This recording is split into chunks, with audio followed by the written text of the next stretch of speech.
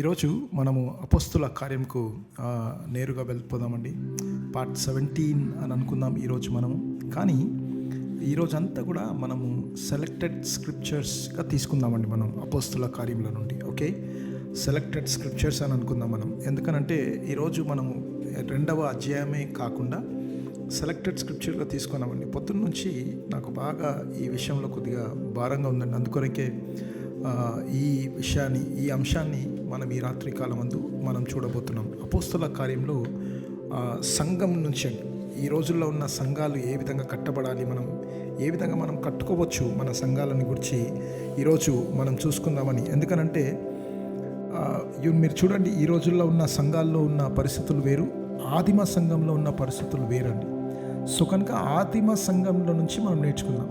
మీరు చూడండి, city churches ఈ రోజున్న మోడర్న్ చర్చ్ అని అంటా నేను. ఓకే, మోడర్న్ చర్చ్కి చూడండి, ఎర్లీ చర్చ్కి చూడండి, డిఫరెన్స్ అది. మోడర్న్ చర్చ్లో మనం చూసినట్లయితే లైట్లు, ఓకే, ప్రొజెక్టర్లు, ఆ సీట్లు, ఎయిర్ కాన్స్, ఓకే, ఆ తర్వాత హీరోయిజం ఎక్కువ ఈ రోజుల్లో. ఆ తర్వాత కన్ఫ్యూజ్ అయిపోయారు అసలు. యాక్చువల్లీ చర్చ్ అంటే ఏంటో అనేది చాలామంది కన్ఫ్యూజన్లో ఉన్నారు అని చెప్పాలి అసలు యాక్చువల్లీ. ఎందుకనంటే ఆదిమ సంఘం లేకపోతే బైబిల్లో ఉన్న సంఘము అలా లేదండి. వాళ్ళకి ఏమీ లేవు, కానీ అద్భుతంగా దేవుని పరిచర్య చేసిందండి. మనకు అన్నీ ఉన్నాయి, కానీ దేవుని లేఖనానుసారంగా పరిచర్య మనము చేయలేకపోతున్నాము. వై? ఓకే, సో కనుక ద బెస్ట్ థింగ్ ఏంటంటే ఈరోజు పాస్టర్స్ కూడా, వాళ్ళ లీడర్స్ కానీ, లేకపోతే ఈరోజు సంఘంలో ఉన్న మీ అందరికీ ఈరోజు మీతో పంచుకుందామని చెప్పండి. ఎట్లా అసలు యాక్చువల్లీ సంఘము కట్టబడుతుంది. ఒక వ్యక్తి కష్టపడి పని చేస్తే తను ఎలా ఎండింగ్లో తను చేయాల్సిన పనులు ఎలా చేసుకుంటూ వెళ్తాడు. ఒకవేళ మనం లేకున్నా సరే సంఘం ఎలా రన్ అవుతుంది. అపోస్తుల కార్యంలో అపోస్తులు ఏ విధంగా సంఘాన్ని కట్టినారు, వాళ్ళు ఏ విధంగా కట్టుకొని వెళ్ళినారు ఒకంత మనం చూసుకుంటూ వెళ్తుంటే ఈరోజు మనకు చాలా బాగుంటుందండి. ఒకవేళ మీరు ఏదైనా సంఘానికి వెళ్తున్నట్లయితే మీ సంఘంలో ఇలా జరుగుతున్నాయా ఈరోజు మనం చూడబోతున్నాయండి. ఒకవేళ మీరు ఏదైనా సంఘానికి వెళ్ళాలనుకుంటే ఆ సంఘంలో ఇవన్నీ జరుగుతున్నాయా అని చూసుకోవడం మంచిది. ఒకవేళ ఈ రాత్రి మీరు సంఘాన్నే నడిపిస్తున్నట్లయితే మన సంఘంలో ఈ విధంగా కూడా మనం చేయాలి, ఈ విధంగానే చేయాలి అంటే ఇంకా బాగుంటుంది అసలు యాక్చువల్ లెక్క ప్రకారంగా. ఓకే, ఈ విధంగా మనం చేయబద్దులమై ఉన్నామండి ఈ రాత్రి. సో కనుక ఈ విషయాలతోటి మనం ముందుకు వెళ్దామండి. చూడండి, మీరు అపోస్తుల కార్యములు పుస్తకము లైబ్రరీలో నుంచి ఆ బుక్ని మనం తీసేద్దామండి బయటికి. Okay, books of the new testament నుంచి ఆ బుక్ని బయటికి తీసేస్తే మీరు ఆలోచించండి, ఇటు పక్కన అంతా కూడా బాగుంది, యేసుప్రభు ఉన్నంతవరకు బాగుంది కదా. మత్తయి, మార్కు, లూకా, యోహాను చాలా బాగుంది అసలు యాక్చువల్లీ. ఈ అపోస్తుల కార్యం తీసి అట్లా పక్కన పెట్టి ఈ పక్కన చూద్దాం మనం. రోమా ఎక్కడి నుంచి వచ్చిందండి? కొరింథీలు ఏంటి, గలతీ, ఎఫెసీ, ఫిలిప్పీ అన్నీ ఎక్కడి నుంచి వచ్చినాయండి అని అనుకుంటాం మనం. మీకు తెలుసా, మీరు కరెక్ట్గా మీరు చూసినట్టయితే తీతు వరకు అండి, రోమా నుంచి తీతు వరకు అవన్నీ కూడా. ఓకే, మనము బైబిల్లో ముఖ్యంగా అపోస్తుల కార్యంలో చూస్తాం మనం. తిమోతిని చూస్తాం, తీతును చూస్తాం మనం, తెసలోనిక సంఘాన్ని చూస్తాం మనం, కొలసి, ఫిలిప్పీ, ఎఫిషియన్స్, గలషియన్స్, కొరింథియన్స్, రోమా సంఘాన్ని కూడా మనం అక్కడ చూస్తామండి. ఇవన్నీ కూడా అక్కడి నుంచి పుట్టినాయని చెప్పాలి. ఓకే, ఎందుకనంటే మీరు గమనించండి, గాస్పల్స్కి ఎపిసల్స్ ఆఫ్ అపోజల్కి మధ్యలో వారధిగా ఉంటుందన్నాడు. దీన్ని కంపల్సరీ మనం దాటిపోవాల్సిందే. ఇక్కడే baptism of the Holy Spirit, నీటి బ్యాప్టిజం గురించి, ఓకే, సంఘ నిర్మాణం, సంఘము పుట్టిన విధానం, సంఘము ఎలా ముందుకు సాగింది, ఎలా విస్తరించింది, పరిశుద్ధాత్మ దేవుడు, ఆత్మస్వరూపైన దేవుడు ఎలా వాడుకున్నాడు తన మనుషుల్ని అనేది అద్భుతంగా మనం చూస్తామండి. ఇంకో మాటకు వస్తే తెలుసా, డేవిడ్, మనం అసలు యాక్చువల్లీ రాత్రి అపోస్తుల కార్యములు అనొచ్చా అని కూడా ఆలోచన ఉందండి. ఎందుకంటే కరెక్ట్గా 28 అధ్యాయాల్లో చూస్తే అపోస్తులు అందరూ వాడబడినట్లు లేరు. మెయిన్ హీరోస్ ఎవరండి అక్కడ? పేతురు, తర్వాత పౌలు, వీళ్ళిద్దరే మెయిన్ హీరోస్ అసలు యాక్చువల్లీ లెక్క ప్రకారం చూస్తే. మరి ఎవరండి కార్యం చేసింది అని అంటే పరిశుద్ధాత్మ దేవుడు. మరి ఎవరండి అసలు యాక్చువల్లీ ఎక్కువగా మహిమ ఘనత పొందింది ఏమనంటే యేసుక్రీస్తు నామంలోనే వీళ్ళంతా కార్యాలు చేసుకుంటూ వచ్చిండు. కనుక ప్రభువుకు యేసుక్రీస్తు తన ఆత్మశక్తి ద్వారా అపోస్తులను వాడుకున్న కార్యములు అంటే బాగుంటుందేమో మరి. ఓకే, అపోస్తుల కార్యములే అనుకుందాం మనము. అంటే చెప్తున్నా మీకు నేను, అంటే యేసుక్రీస్తుని నామమును ఎంతగా ప్రచురింపబడింది, ఆ నామంలో ఎలా కార్యములు జరిగినాయో పరిశుద్ధాత్మ శక్తి ద్వారా అపోస్తులు దేవుని నామంలో గొప్పగా వాడబడ్డారండి. That is what historical book Acts అండి. ప్రతి క్రైస్తవుడు చదువుకోవాల్సిందేనా అసలు యాక్చువల్లీ. నాకు తెలుసు చాలామంది క్రిస్టియన్స్ని, నామినల్ క్రిస్టియన్స్ కానీ చాలామంది నేను అనుకుంటా జూమ్లో కూడా ఉండకపోరా అని అనుకుంటాను నేను. కొంతమందికి ఈ కీర్తనలు లేకపోతే సామెతలు చదవడం అలవాటండి బాగా డైలీ. మీరు చూడండి, చాలామందికి విశ్వాసుల్లో ఒకవేళ ఏమండి ఈరోజు మీరు బైబిల్ చదువుకున్నారంటే చదువుకున్నాం, ఎప్పుడు అడిగినా సామెతలు, ఎప్పుడు అడిగినా కీర్తనలు, ఈ రెండే చెప్తుంటారండి.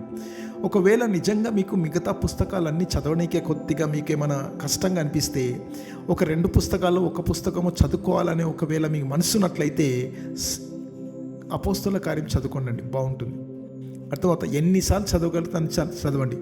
ఆ 28లో ఉన్న పరిశుద్ధాత్మ శక్తి మీ పైన దిగి వస్తే ఇక మిగతా పుస్తకాలన్నీ మీకు తేటగా ఉంటాయండి చదువుకోనికి. ఎందుకంటే ఆయన జ్ఞానం, ఆయన ఆలోచన, ఆయన ఆత్మ నడిపింపుతోటి మనం చదువుకుంటాం కాబట్టి. ఆల్రైట్, ఇంకో విషయం తెలుసానండి, ఈ అపోస్తుల కార్యముకు ఒక మంచి మాట చెప్పొచ్చండి. మనం అందరం కూడా ఈరోజు సేవకులకు చెబుతున్నట్టుగా ఉంటుందేమో మీకు, కానీ గుర్తుపెట్టుకోండి, మనం అందరం కూడా సేవకులమే. అర్థమవుతుందా? మనందరం కూడా సేవకులమే. ఎందుకు? కొంతమంది పని చేసుకుంటా సాక్షులుగా బ్రతుకుతున్నారు, కొంతమంది ఫుల్ టైం సాక్షులుగా ఉంటున్నాం అబ్బాయి మనం. సో కనుక మనం అందరం కూడా ఇదే పనిలో ఉంటాం. మనం ఎక్కడున్నా సరే క్రీస్తు కోసం బ్రతకాల్సిందే మనం. సో కనుక ఒక పేరు పెడితే బాగుంటుందండి. ఏంటి తెలుసానండి? మిషనరీ మాన్యువల్ అని చెప్పాలా దీన్ని, ఓకేనా? మిషనరీ మాన్యువల్ అని అనుకోవచ్చు మనం దీన్ని, ఈ పుస్తకాన్ని. మిషనరీ మాన్యువల్ అని ఎందుకు అంటున్నానంటే, మీరు గమనించండి, ఈ రాత్రి అసలు యాక్చువల్లీ ఒక సేవకుడు మిషన్స్కి వెళ్తే, ఓకే, పరిచర్యకు వెళ్తే అక్కడ ఎలా సేవ చేయాలి, అక్కడ ప్రభు నామంని ఎలా ఘనపరచాలి, అక్కడ మంచిగా ఓకే సంఘమును ఎలా కట్టుకోవాలనో మనం అక్కడ చూడొచ్చండి. ఈ రోజుల్లో ఉన్న సిటీ చర్చ్ టైపు ఓకే కలర్ఫుల్గా ఇవన్నీ కాకుండా అందరం చేయొచ్చు అంటే చేయలేము, అందరం కూడా చేయాల్సిన అవసరం కూడా లేదు. ఓకే, అది ఆధునికంగా మనం వాడుకుంటున్నాం అంతే, అది కానీ అది కాదు అసలు యాక్చువల్లీ లెక్క ప్రకారంగా. సంఘం అని అంటే గోడలు కాదు, లైట్లు కాదు, ప్రొజెక్టర్లు కాదు. ఓకే, సంఘం అని అంటే మనుషులు పరిశుద్ధాత్మ శక్తి చేత నడిపించబడాలి సంఘం, ప్రియులారా అది. సో కనుక ఇందులో నుంచి కొన్ని విషయాలు నేర్చుకుందాం ప్రియులారా. మనం ఒక 7 విషయాలు నేర్చుకుందామా? బాగుంటుంది అసలు ఈ రాత్రి కాలం ముందు. 7 things పీపుల్, ఈ రాత్రి రాసుకోండి by. It's very important people. I'm so excited to share about this. సంఘంలో మీరు గుర్తుపెట్టుకోండి, నంబర్ 1, అపోస్తులు పంపబడుతూ ఉండాలి. ఓకే, అపోస్తులు పంపబడుతూ ఉండాలి. అదేంటి పాస్టర్ గారు అపోస్తులు ఈ రోజుల్లో ఇది కాదు కదా, ఇవి టైటిల్స్ గురించి నేను మాట్లాడట్లేదండి ఈ రాత్రి కాలం అంతా. గుర్తుపెట్టుకోండి, అపోస్తులు పంపబడాలి అని అంటే దాని అర్థమైంది తెలుసా? అపోజిల్స్ అని అంటే సెండ్ అవుట్, పంపబడేవారు. ఓకే, పంపబడిన వారు అంటే బాగుంటుందేమో. ఇంకా అంటే మన సంఘంలో నుంచి ఓకే దేవుని సాక్షులుగా బ్రతికే వాళ్ళు, దేవుని కోసం హస్సాక్షులుగా ఉండేవారు, దేవుని సాక్ష్యము, దేవుని స్వార్థను ప్రకటించే వారిని, సంఘ స్థాపకులను మనము పంపుతూనే ఉండాలి. That is what people. గుర్తుపెట్టుకోండి, ఈ రాత్రి మన సంఘంలో నుంచి ఖచ్చితంగా పంపబడుతూ ఉండాలండి. మనం సంఘము, ఇది చర్చ్. ఓకే, ఇది చర్చ్, జీవం గల దేవుని సంఘము, లేకపోతే పలానా సంఘము, మరణాత సంఘమా, లేకపోతే కార్నర్స్టోన్ సంఘమా, I don't know people what is a church of your name. కానీ గుర్తుపెట్టుకోండి, if it is a church, okay, ecclesia, అది చర్చ్ అయితే, సంఘం అయితే, సంఘంలో పంపబడే పని కంపల్సరీ ఉండాలి. అది కంపల్సరీ ఉండాలి ప్రియులారా. అంటే సేవకు పంపిస్తావో, సాక్షులుగా పంపిస్తావో, ఎలా నడిపిస్తావో అటువంటి వారిని లేపడము మన పని. అపోస్తుల కార్యము 13వ అధ్యాయం 2-3 వచనాల్లో చూడండి. వారు ప్రభువును సేవించుచు ఉపవాసము చేయుచుండగా ప్రవక్తలు పరిశుద్ధాత్మ, గమనించండి, నేను బర్నబాను సౌలును పిలిచిన పని కొరకు వారిని నాకు ప్రత్యక్షపరచుడని వారితో చెప్పెను. అంతటా వారు ఉపవాసముండి ప్రార్థన చేసి వారి మీద చేతులుంచి ఏం చేశారంట? వాళ్ళు వారిని పంపిరి అనే మాట ఉన్న చూడండి. అపోస్తులు వాళ్ళు, ఓకే, పంపబడిన వాళ్ళు, వారిని పంపిరి అనే మాట చూస్తున్నామండి. అది చాలా గొప్ప మాట ప్రియులారా. అది మీరు చూడండి, అసలు యాక్చువల్లీ మీకు తెలుసా, విలియం కేరీ కానీ, లేకపోతే స్కాట్లాండ్ నుంచి డేవిడ్ లివింగ్స్టన్ కానీ, డిఎల్ మూడీ అని, చార్ల్స్ స్పర్జన్ అని, ఆ మాటకు వస్తే మన ఇండియాకు వచ్చిన వాళ్ళు చాలామంది ప్రియులారా, అర్థమంతా చాలామంది. ఓకే, గుర్తుపెట్టుకోండి, అసలు యాక్చువల్లీ వాళ్ళందరూ వాళ్ళ సంఘాల ద్వారా పంపబడినరు, వారి దేశాల ద్వారా పంపబడిన వాళ్ళు. ఈరోజు గుర్తుపెట్టుకోండి, వాళ్ళు పంపబడిన మాట నిజమే. ఎందుకంటే అప్పుడు మనకు అవసరము, సంఘ స్థాపన సరిగా లేకుండే, బోధకులు సరిగా లేకుండే, లేకుండే, we did not have Bible colleges people, ఎంత లిటరేచర్ లేకుండే మనకు. ఓకే, కానీ ఈరోజు చూడండి కాంపిటెంట్గా ఆసియా ఖండంలో కాంపిటెంట్గా ఇండియా పరిగెత్తుందండి అసలు. యాక్చువల్లీ అర్థమవుతా, ఈవెన్ వ్యాక్సిన్ విషయంలో మనం ఏ స్థాయిలో ఉన్నాం చూడండి అసలు. ఓకే, ఆ మాటకు వస్తే ఇన్నోవేషన్లో, ఐటీ రంగంలో ఎంత అడ్వాన్స్గా ఉంటున్నామో మీరు గమనించండి. ఇంతగా ఉన్న ఈ కాలంలో ఓకే, ఒకప్పుడు వాళ్ళు చేసినందుకు అభినందనీయులు ప్రియులారా, వాళ్ళని ఎంతో గణపరుస్తున్నాం, వాళ్ళని ఎంతో గౌరవిస్తున్నాం మనము. కానీ ఈరోజు మన సంఘాల్లో నుంచి సేవకులు పంపబడాలి ప్రియులారా. ఎక్కడ పంపాలో తెలుసా? ఆధునికంగా మీరు గమనించినట్టయితేనండి, నిజానికి చూస్తే మన సంఘం నుంచి అవసరమైతే మన స్వదేశానికి పంపాలా, విదేశాలకు కూడా పంపాలా ప్రియులారా. మరణాత సంఘం, మరణాత విశ్వాస సమాజం హైదరాబాద్ నుంచి అబ్బాయి మమ్మల్ని ప్రార్థన చేసి ఇదిగో మిషనరీస్గా సింగపూర్కి పంపించింది వాళ్ళు మమ్మల్ని. ఇక్కడికి వచ్చిన తర్వాత దేవుడు సంఘ స్థాపనలు చేసి ఇక్కడ నుంచి మళ్ళీ ఇండియాలో దేవుడు అద్భుతమైన కార్యాలు జరిగిస్తున్నాడండి అక్కడ. అంటే మీకు అర్థమైందా? మీకు you should release people, release చేయాల వాళ్ళని, దేవుని నామంను ప్రకటించుటకు, దేవుని నామంను గణపరచబడుటకు. ప్రభువా మాకు అమెరికా నుంచి దయచే ప్రభా, మాకు ఆ దేశం నుంచి దయచే ప్రభా, ఈ దేశం నుంచి కాదు, మన దేశం నుంచి సేవకులు లేవాలి. మన దేశం నుంచి, మన సంఘాల నుంచి, గుర్తుపెట్టుకోండి, స్వార్థికులు. ఓకే, అర్థమవుతున్న స్వార్థికులు, దేవుని సాక్షులు, అపోస్తులు పంపబడినట్టుగా మన సంఘాల నుంచి కూడా పంపబడాలి. సేవకులైతే ఆమెను చెప్పండి పైన నాతోటి. ఎంతమంది పంపబడుతున్నారు మన సంఘాల నుంచి?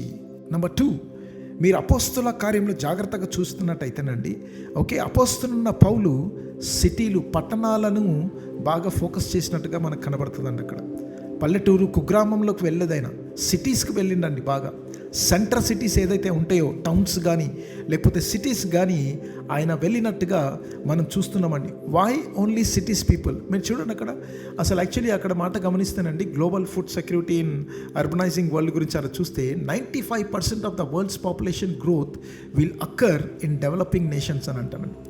95% okay, world's population growth will occur in developing nations. తర్వాత చూడండి 2050 కల్లా 2/3 of the world's population will live in urban areas. Okay, ఆ మాటలు గమనించండి. అంటే నేను ఎందుకు చెప్తున్నానంటే, ఈ సర్వే అంతట్లో కూడా మనం చూసినట్లయితే సిటీస్ ఎంత పెరుగుతాయి అనే విషయాన్ని మనం చాలా చూస్తున్నామండి ఇక్కడ. మీరు చూడండి, అపోస్తలున్న పౌలు ఫస్ట్ మిషనరీ జర్నీ గురించి ఒకవేళ మనం చూసుకున్నట్లయితే అక్కడ చూడండి, ఆ సిటీస్ అన్నీ చూడండి ఎట్లా ఉన్నాయో.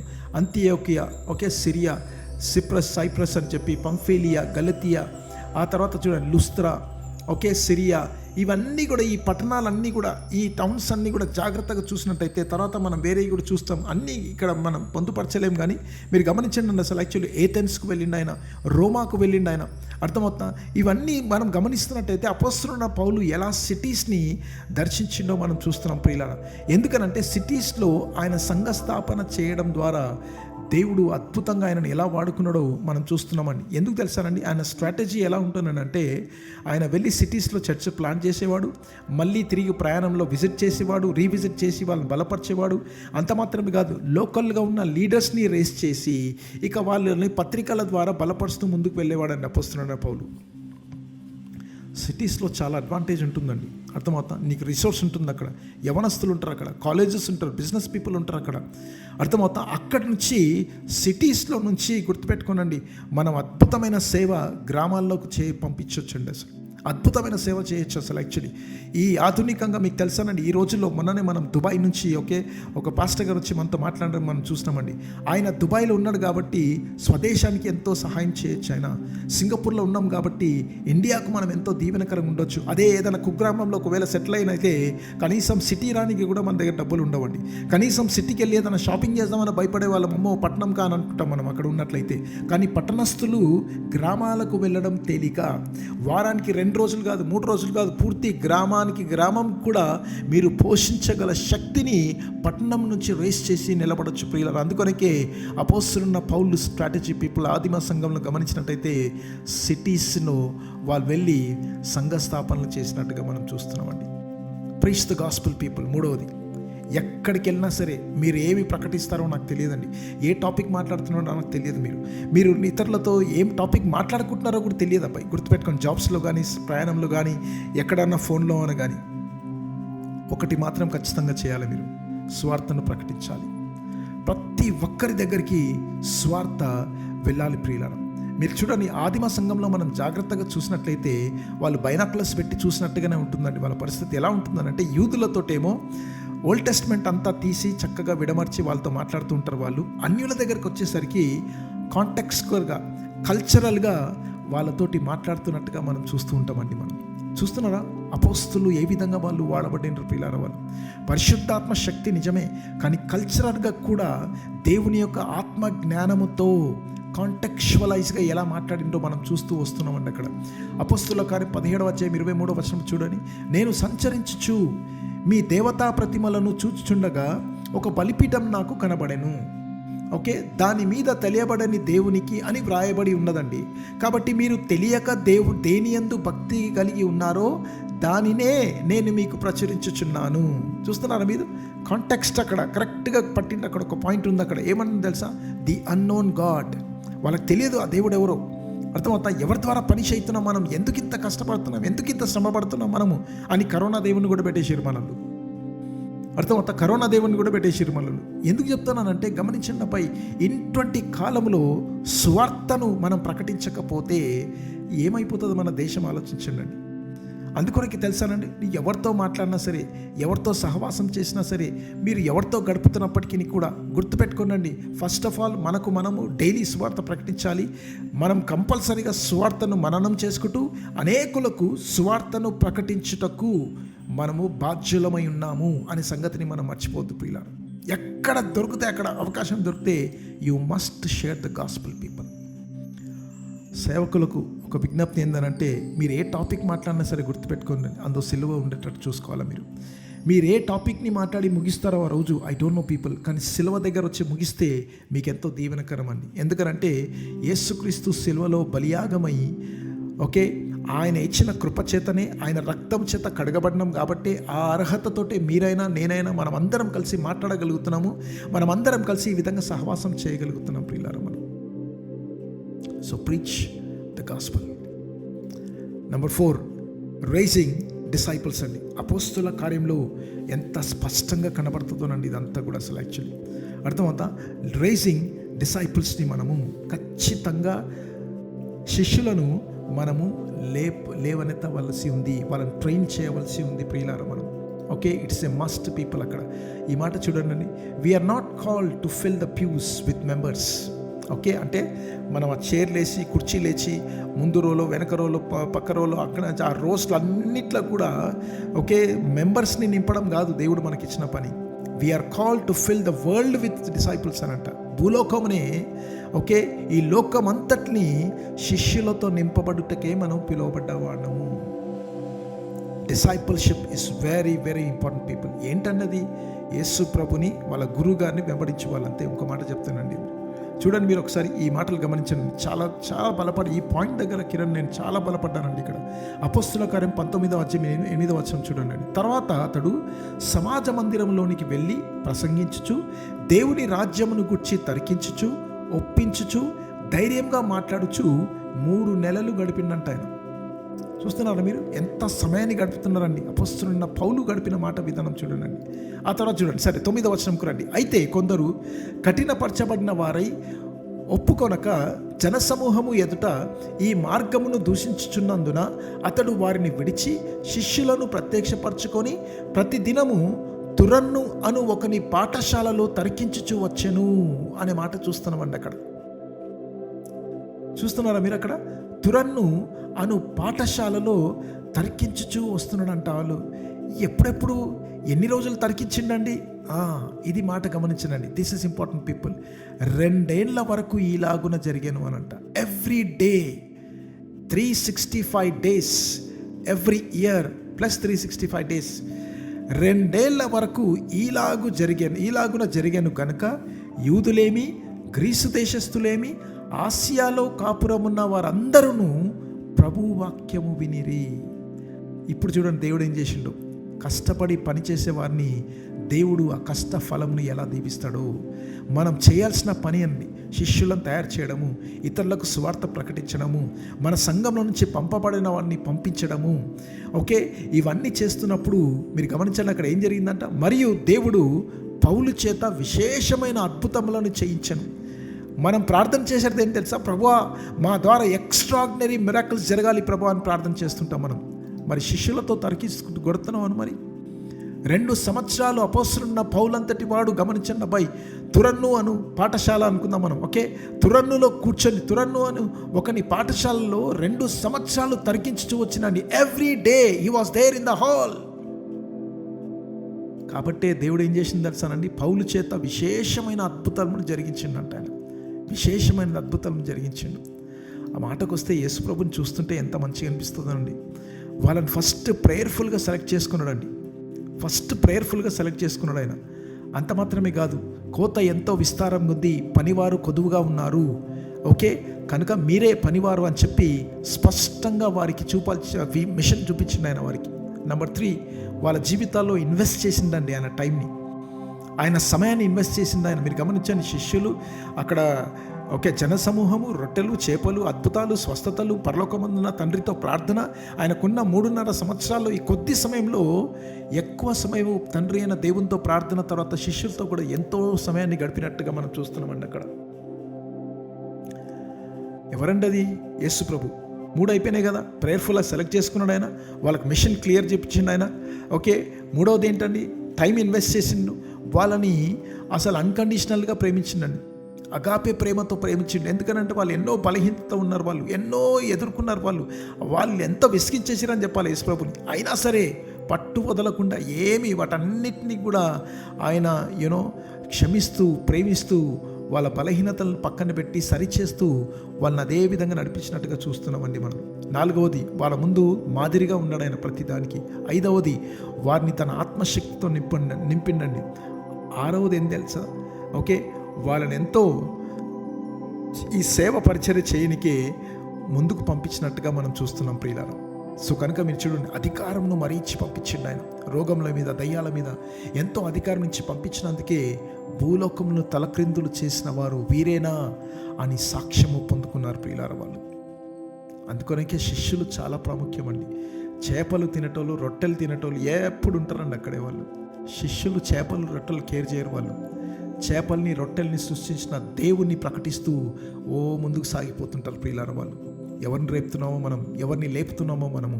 ఫ్రాన్సిస్ చాన్ అనే దైవజనుడు చెప్పిన మాట ఏమనంటే, Jesus said go and make disciples, but so often we just sit and make excuses అంట. చాలా బాగా చెప్పిండు ఆయన. యేసు ప్రభు చెప్పిందనంటే, అబ్బాయి మీరు వెళ్ళి శిష్యులను చేయండిరా బాబు అని అంటే, మనం ఏం చేస్తున్నాం తెలుసా? ఒక దగ్గర కూర్చొని లేనిపోని సాకులు చెప్తున్నాం మనం. మా పరిస్థితి బాగాలేదండి, ఈ వీధంతా ఇంతేనండి, ఈ గ్రామస్తులు అంతేనండి, అమ్మో ఇక్కడ చాలా వ్యతిరేకతనండి, ఇవన్నీ ఏమేమో చెప్తుంటామండి మనం. ఇవన్నీ ఏంటి తెలుసానండి? Sitting in a corner and making excuses people. నిజంగా ఒకవేళ మీ గ్రామంలో అంత వ్యతిరేకంగా ఉంటే, నిజంగా కష్టంగా ఉంటే, ఇంకెందుకండి సేవలో ఉండడం? మనం వెళ్ళి పని చేసుకుందాంగా మరి. అర్థమవుతా? అసలు ఆ పరిస్థితిని, ఆ గ్రామాన్ని, అక్కడున్న వాటన్నిటినీ దేవునికన్నా ఎక్కువగా చూస్తే, ఇక దేవుడు ఇక్కడ మార్చలేడండి, ఈ మనుషులు మార్చలేడు, ఈ మనుషులు ఇంతే, వీళ్ళు మారరు అనే దృక్పథంతో మనమే అక్కడ గొంగడేసుకొని కూర్చుంటే ఇంకా దేవుడు ఏం కార్యం చేస్తాడండి? ఇక మనం ఎందుకండి అక్కడ వెళ్ళి పని చేసుకుంటే కనీసం ఏదైనా సంపాదించి పిల్లలన్నా మనం పోషించుకోవచ్చుగా అని అంటా నేను కదా. అందుకొరకే నా పై గో అని అంటే గో అని అంతే, ఆయనకు తెలుసు మిగతా ఏం చేసుకోను. అది కూడా ఎవరి కోసము? శిష్యుల కోసం. అందుకొరకే రైజింగ్ డిసైపుల్స్ పీపుల్. అర్థమవుతా? ఆదిమ సంఘము డిసైపుల్స్ని ఖచ్చితంగా ఫోకస్ చేసిందండి. ఆ తర్వాత ఒకవేళ ఇక్కడ కొద్దిగా ఆగుదామండి. ఒకవేళ మీరు ఎవరైనా మీకు ప్రశ్న ఉండొచ్చండి, పాస్టర్ గారు మరి మీ సంగతి ఏంటి అని అంటే, నేను చెప్తున్నా మీకు, నేను అసలు ఇదంతా నేను ఇప్పుడు అపోస్తల కార్యములు నేను ఇప్పటికీ దాదాపుగా ఒక 4-5 ఇండియాలో ఉన్నప్పుడు కానీ ఇక్కడ ఉన్నప్పుడు కూడా టీచ్ చేసిన రోజులు ఉన్నాయండి. కానీ మీకు తెలుసానండి, ఇప్పుడు కూడా నేను ఈరోజు ఈ విషయంకు చాలా బలపడుకుంటూ నేను సిద్ధపడుతున్నప్పుడు నిజంగా అనిపిస్తుంది, అసలు యాక్చువల్లీ ప్రభువా ఇవంతా చాలామందిని రేస్ చేసినామండి డిసైపుల్స్ ఇక్కడ. అసలు యాక్చువల్లీ ఇంకో మాటకు వస్తే కార్నర్స్టోన్ తెలుగు సహవాసం పంపబడే సంఘం అండి, పెట్టుకునే సంఘం కాదు ఇది. ఖచ్చితంగా మేము ఇండియాకి పంపించాల్సిందే. సో కనుక వాళ్ళు ఇక్కడికి వచ్చి పని చేసుకొని మళ్ళీ సంపాదించుకొని రిజైన్ చేసి వెళ్ళక ముందు, లేకుంటే కంపెనీ వాళ్ళని పంపించక ముందు, ఇదిగో వాళ్ళని శిష్యులుగా చేసి పంపాలని వాళ్ళని. అదే మా పని అబ్బాయి. దానికి ఎంత ఖర్చు పెడతామోనండి, నేను చెప్తున్నా మీకు, నేను ఎంత ఖర్చు పెడతామో, ఎంతమందిని పిలిపించి క్లాసులు పెట్టిస్తామో, పెద్ద పెద్ద సేవకులను పిలిపించినండి డే క్లాసెస్ ఎంతో అద్భుతంగా జరుగుతాయండి వాళ్ళకు. ఎందుకంటే ఇంత రిస్క్ తీసుకొని వాళ్ళు భోజనాలు పెట్టి ట్రాన్స్పోర్ట్ పంపించి రాత్రి పగలు ఎందుకు తెలుసానండి ఇవన్నీ చేస్తుంటాం? ఎందుకంటే this is what the Lord has told us to do. ఇదే సంఘం అంటే ప్రియులారా. We must raise disciples people, we must raise disciples. క్రైస్తవులు ఎంతమంది ఉన్నారో తర్వాత సంగతి, కానీ శిష్యులు ఎంతమంది ఉన్నారో మన సంఘాల్లో అదే లెక్కనండి, అదే లెక్క. ఆల్రైట్, ఇంకొక విషయం చూసుకుందామండి. 5వ విషయం చర్చ్ ప్లాంటింగ్ అండి. ఓకే, అపోస్తల కార్యంలో మనం జాగ్రత్తగా చూసుకుంటూ పోతుంటే చర్చ్ ప్లాంటింగ్ అంటే దాని అర్థమైంది తెలుసా? మన సంఘం నుంచి ఇతర సంఘాలను కూడా మనం స్థాపించుకుంటూ వెళ్తూ ఉండాలి. సంఘ స్థాపన ఖచ్చితంగా జరగాలండి. అసలు ఆ మాటకు వస్తేనండి, నిజంగా చూస్తే కోవిడ్-19 కాలంలో ఈ కోవిడ్-19 ద్వారా ఎంత నష్టమైందో, అన్ని ఏరియాస్లో నష్టపోయిందండి మానవ జనజీవనము. ఓకే, చాలా అసలు అన్ని ఏరియాస్లో ఎఫెక్ట్ అయిందండి. సో కనుక మీకు తెలుసానండి, యవనస్తులకు సంఘం కావాలి, ఇప్పుడు యవనస్తుల సంఘం కావాలి, పిల్లల సంఘం కావాలి, ఆర్ఫన్ పిల్లలకు సంఘం కావాలి, ఆ మాటకు వస్తే విధవరాల సంఘం కావాలి ప్రియులారా. అలా ఎంతమంది ఎఫెక్ట్ అయ్యిందో వాళ్ళందరికీ ఈ రోజులో మీకు తెలుసానండి ఒకటే నిరీక్షణ, సంతోషం, సమాధానం వాళ్ళకి కలగాలంటే యేసుక్రీస్తు జీవం గల సంఘాలు కట్టబడుతూ ఉండాలి.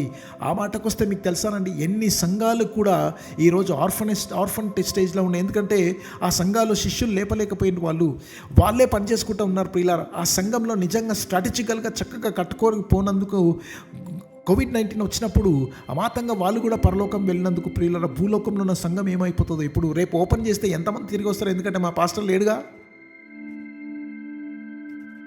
ఎంతమంది తిరిగి వస్తారు అక్కడికి? సో కనుక సంఘాలు కూడా ఇలాంటి పరిస్థితులు ఉన్నప్పుడు మనం అందరం ఎంత పని చేయాల్సిందో మీరు ఆలోచించండి. ఎన్ని సంఘాలు అవసరమో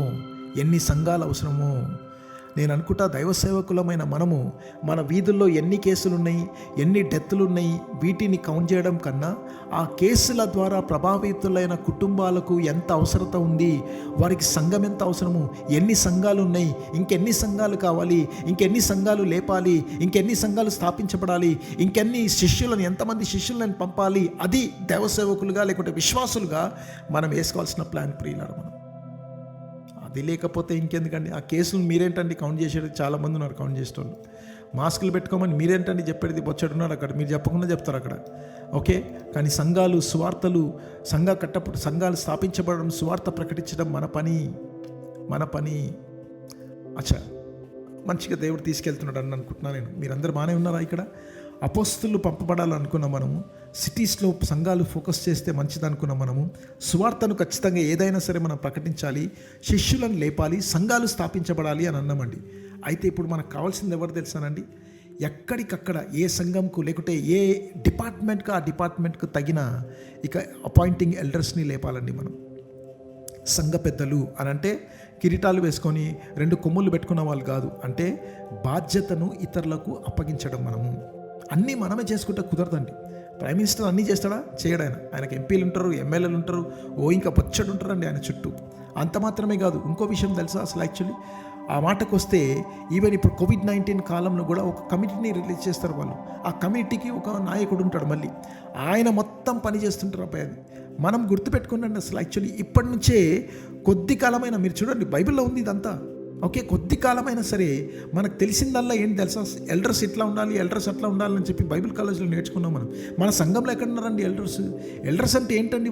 వాళ్ళకి ఇవ్వాల్సిన బాధ్యత, సంఘంలో వాళ్ళు నిలబడాల్సిన విధానం, మీ తర్వాత ఇక నెక్స్ట్ వాళ్ళని నడిపించే వాళ్ళకి అవకాశం ఇవ్వడం, వాళ్ళ చేత కూడా దేవుని ఆత్మకార్యం జరిగింపని ఇవ్వడము, వాళ్ళని చూసి మనం సంతోషించడం. ప్రియులారా, elders are very very important people. ఇది బిబ్లికల్. ఇది మీరు చూడండి అసలు యాక్చువల్లీ అపోస్తుల కార్యం 14:23 ఉంటుంది. మరియు ప్రతి సంఘంలో గమనించండి, వారికి పెద్దలను ఏర్పరిచి, చూసిరా మీరు, ప్రతి సంఘంలో పెద్దలు ఉన్నారంటానండి. అక్కడ ఉపవాసం ఉండి ప్రార్థన చేసి వారు నమ్మిన ప్రభువునకు వారిని అప్పగించారంట. వాళ్ళు అపోస్తులను, బర్నబాను, సౌలును పంపడం ఎంత ముఖ్యమో ఓకే అదే ప్రకారంగా సంఘములో పెద్దలను కూడా ఏర్పరిచి వారి కోసం ఉపవాసం ఉండి ప్రార్థన చేసి వారిని ప్రభువునకు అప్పగించడం అని అంటే ఇక దేవుని పనికి అప్పగించడము ఎంతో ప్రాముఖ్యమై ఉన్నది. అది వాక్యానుసారమై ఉన్నది. 20వ అధ్యాయం 17వ వచనం ఎఫెసీ సంఘాన్ని గురించి అపోస్తలున్న పౌలు రాస్తూ ఈ మాట అంటాడు చూడండి. లూకా రాస్తూ అపోస్తలున్న పౌలుని గురించి, అతడు మిలేతు నుండి ఎఫెస్సునకు వర్తమానము పంపి సంఘపు పెద్దలను పిలిపించెను అని అంట. చూసిరా మీరు, అంటే ఏమున్నారన్నట్టు అక్కడ, ఎవరున్నారండి అక్కడ? సంఘపు పెద్దలు. ఎంతమంది ఉన్నారు? డెసిగ్నేషన్ ఎంత ఇస్తున్నామో మనం ఇతరులకు, ప్రియులారా, ఓకే, ఇతరులకు మనం ఎంత ఇస్తున్నామో ఈ డెసిగ్నేషన్ అంత మాత్రమే కాదు, ఇతరులు కూడా. అందుకని మా సంఘంలో తెలుసా, దాదాపుగా అన్ని డిపార్ట్మెంట్స్లో ఉంటారండి ఇక్కడ, ఓకే, అందరు ఉంటారు అసలు. యాక్చువల్లీ ఇక్కడ చాలామంది ఇప్పుడు ఇండియాకి వెళ్ళిపోయారు అసలు. మళ్ళీ చూడాలి, రేపు మనకు ఓపెన్ అయిన తర్వాత మళ్ళీ ఇదంతా కూడా మళ్ళీ సెట్ చేయాల్సి వస్తుంది మనమండి. సరే, మొత్తానికి నేను చెప్పేది ఏమనంటానండి, మీ సంఘంలో అన్నీ మీరే చేసుకుంటే కుదరదు. బాధ్యతలు సంఘ పెద్దలకు కూడా అప్పగించడము మంచిది. నాకు తెలుసు సంఘ పెద్దలని అంటే చాలు, మన ఇండియాలో ఆ టర్మే కొద్దిగా చేదు అనుభవంతో కూడిందబ్బాయి. కానీ అది కాదు సంఘ పెద్దలంటే. బాధ్యతలను, బరువును మోసేవాళ్ళు, మీతో పాటు మీ పనిలో పాలిభాగస్తులు అంటే బాగుంటుంది. మీ జత పని వారు చాలా ఇంపార్టెంట్ పీపుల్ అక్కడ. అయితే ఈ మాట గమనించండి, ఎప్పుడైతే అపోస్తులండి, ఓకే, ఎప్పుడైతే అపోస్తులు పౌలే కానివ్వండి, లేకపోతే అపోస్తులను తీసుకుందాం, సేవకులను తీసుకుందాం, విశ్వాసులను తీసుకుందాం, మనం ఎప్పుడైతే పంపబడిన వారు పంపబడుతూ ఉంటారో, సిటీస్లో సంఘాలు స్థాపిస్తూ ఉంటామో, ఎప్పుడైతే ఏదైనప్పటికీ కూడా సువార్తను ప్రకటిస్తుంటామో, శిష్యును లేపుతూ ఉంటామో మనము, అంత మాత్రమే కాదండి, సంఘాలు ఓకే కట్టబడుతూ పెద్దలను నియమించుకుంటూ ముందుకు వెళ్ళినప్పుడు మీకు తెలుసానండి, అప్పుడు మన పని ఏముంటుందో తెలుసా? కొన్ని రోజుల తర్వాతనండి రిలాక్స్డ్గా పుస్తకాలు రాయడము, లేకుంటే ప్రసంగాలు సిద్ధపరచుకోవడము, బైబిల్ కాలేజ్ నడిపించుకోవడము, లేకుంటే సంఘాలు దర్శించి చక్కగా పెద్దలందరూ కూడా పనులు చేసేటప్పుడు, అక్కడ ఉన్న పంపబడిన వాళ్ళందరూ కూడా పనులు చేసినప్పుడు మంచిగా కూర్చొని ప్రియులారా దేవుని మహిమ కోసము ఇంకా శిష్యులను, సేవకులను తర్ఫీదు చేస్తూ గడిపే కాలము మన చివరి దశ కాలము అని అనుకుంటాను. అర్థమవుతుందా? ఎప్పుడు యవ్వనముగా ఉన్నప్పుడు మనము కట్టబడాల్సిన ఇవన్నీ కూడా కట్టుకొని వెళ్తే చివర్లో అదిగో ఆ పని చేసుకుంటూ ఉండొచ్చండి మనం. లేకపోతే చచ్చేంత వరకు వెట్టి చాకిరీ చేసుకుంటా ఆ చనిపోయిన తర్వాత ఎవరికి పనికి రాకుండా పోతుందండి అసలు. మనం చేసే పని అంతా కూడా మనతోటే అంతమైపోతుంది, అసలు అంతరించిపోతుంది అసలు. యాక్చువల్లీ అక్కడ ఈ కన్స్ట్రక్టివ్గా చక్కగా అపోస్తుల కార్యంలో ఉన్న రీతిగా మన సంఘాలను మనం కట్టుకోకపోతే, అందుకొరకే ఇప్పుడు చూడండి అండి అక్కడ, ఓకే, తీతుకు రాసిన పత్రిక 1వ అధ్యాయం 5వ వచనం ఈ మాట ఉంటుంది, నేను నీకు ఆజ్ఞాపించిన ప్రకారము నీవు లోపముగా ఉన్న వాటిని దిద్ది. ఇప్పుడు అపోస్తలుడైన పౌలు దిద్దట్లేదు, తీతుతో చెప్తున్నాడు. ప్రతి పట్టణములోనూ, గమనించండి అబ్బాయి, నేను చెప్పినా మీకు, నేను సిటీ చర్చెస్ అబ్బాయి, ప్రతి పట్టణములోనూ పెద్దలను నియమించు. అనుకున్నామా మనం ఇందాక పెద్దలను అని చెప్పి? ఇప్పుడు ఎవరితో చెప్తున్నాడు తెలుసా? తన శిష్యుడు ఆత్మీయ కుమారుడైన తీతుతో చెప్తున్నాడు ఈ పనులు చేయమని చెప్పి. ఒకప్పుడు అపోస్తలుడైన పౌలు చేసేవాడు. ఇప్పుడు చూడండి అబ్బాయి, ఇప్పుడు నెక్స్ట్ పౌలు లేపినట్టు ఆయన, ప్రతి పట్టణంలోనూ పెద్దలను నియమించు. ఓకే, నియమించు నిమిత్తమునే నేను క్రేతులో నిన్ను విడిచి వచ్చి తిని. చూస్తున్నారా మీరు? ఇప్పుడు అపోస్తలుడైన పౌలు వచ్చేసింది అబ్బాయి. ఇప్పుడు ఇంతకుముందు చేసినంత పని ఇప్పుడు నేను చేయనక్కర్లేదు. ఎందుకు తెలుసా? తిమోతిలు ఉన్నారు అక్కడ, తీతులు ఉన్నారు అక్కడ, అపోల్లో ఉన్నాడు అక్కడ. ఇక ఆ మాటకు వస్తే 16వ అధ్యాయం రోమాపత్రిక చదువుకుంటే బొచ్చడు ఉన్నారు అబ్బాయి ఆయనకు సహకారులు. వాళ్ళందరూ కూడా అపోస్తలుడైన పౌలు పరిచయంలో పడ్డారు వాళ్ళు. ఫిలేమోను, అర్థమవుతున్న అబ్బాయి, ఫినెహాస్, వీళ్ళందరూ కూడా నాపై ఒకే ఒక్కొక్కరు అర్థమవుతా ఎంతమంది ఉన్నారో నాపై. సో కనుక మీరు గమనించండి, ఫినెహాస్ అన్న నేను ఒనేసిము, ఫిలేమోను, వీళ్ళందరూ కూడా అపోస్తలుడైన పౌలు పరిచయంలో ఎంతో బలపడిన వాళ్ళందరూ సంఘాలు కట్టేసుకున్నారండి. ఇదంతా కూడా మీకు తెలుసా? మనం మాట్లాడుకున్నదంతా ఎక్కడ జరిగింది తెలుసా? ఇదంతా అపోస్తలుల కార్యంలో జరిగింది. ఇక మళ్ళీ తిరిగి మనం గమనించినట్టయితే ఇక కొరింథీ సంఘాన్ని చూస్తున్నాం మనం, ఎఫెసీ సంఘాన్ని చూస్తున్నాం మనం, గలతీ సంఘాన్ని చూస్తున్నాం మనం, తిమోతి పత్రికలు, తీతు పత్రిక, తర్వాత మన తెస్సలోనిక పత్రికలు మనం చూసుకుంటూ వస్తున్నామండి. హాయిగా చక్కగా ఇక తన చివరి దశలో పత్రికలు రాస్తూ సంఘాలను బలపరుస్తూ అలా తన కాలంను గడిపినట్టుగా అపోస్తలుడైన పౌలుని మనం చూస్తున్నాం ప్రియులారా. కానీ స్టార్టింగ్ అయితే పిచ్చిగా కష్టపడి తన సంఘంను తను కట్టుకున్నట్టుగా చూస్తున్నాం ప్రియులారా. అది అపోస్తుల కార్యం అండి. అర్థమవుతుందా?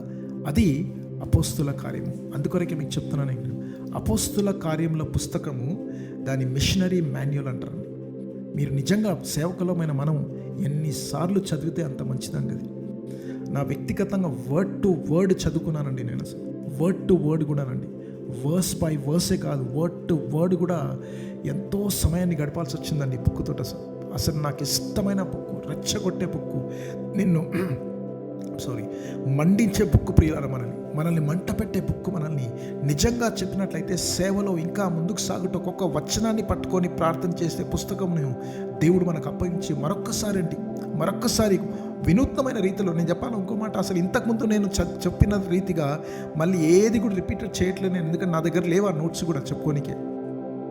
మళ్ళీ తిరిగి నేను సిద్ధపడుతున్నాను కొత్తగా. ఇప్పుడే నేను ఫస్ట్ టైం అపోస్తుల కార్యంను టీచ్ చేస్తున్నట్టుగా సిద్ధపడుతున్నాను.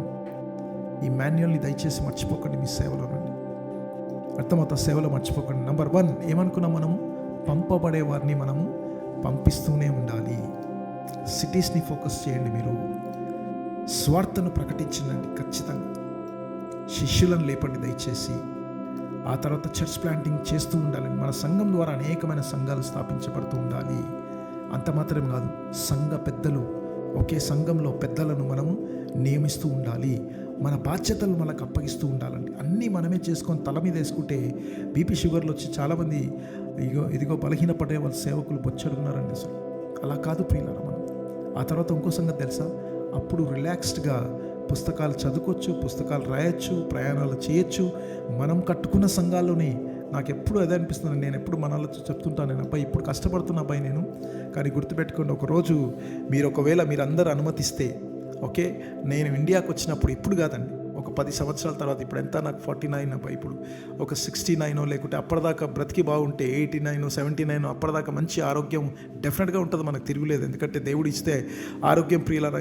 ప్రయాణాలు చేసినప్పుడు మన సంఘాలన్నీ ఆ గుజరాత్ నుంచి శ్రీకాకుళం వరకు చక్కగా ప్రయాణాలు చేస్తూ ఏదైనా, అప్పటికే డెఫినెట్గా దేవుడు ఒక పెద్ద క్యాంపస్ ఇస్తాడండి మనకు. ఆ క్యాంపస్లో చక్కగా అక్కడికి వచ్చి సెమినార్లు చేస్తూ చక్కగా మామిడి తోటనో లేకపోతే అదేమంటారు దాన్ని, మన దగ్గర ఏముంటాయండి అవి, ఈస్ట్ వెస్ట్ గోదావరిలో నేను వచ్చినప్పుడు చూసినానండి అబ్బాయి, కొబ్బరి తోటలు.